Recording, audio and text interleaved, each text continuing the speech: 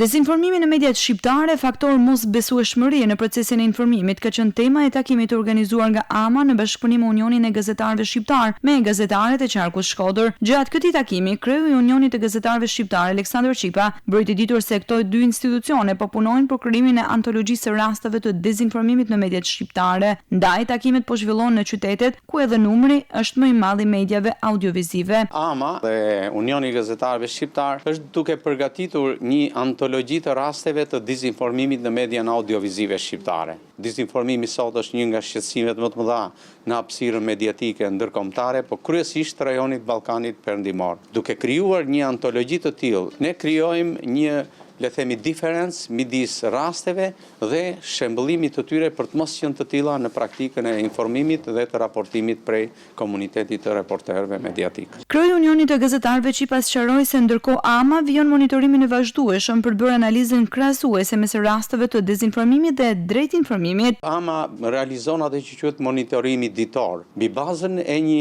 analize krahasimtare bëhet përcaktueshmëria se ku kemi të bëjmë me kazuset, me rastet e dezinformimit dhe drejt informimit. Qipa vuri në dukje se gjatë viteve të fundit është regjistruar një rritje e mediave online që shpesh publikojnë përmbajtje të paverifikuara duke i mos respektuar standardet bazë të gazetarisë dhe etikës profesionale.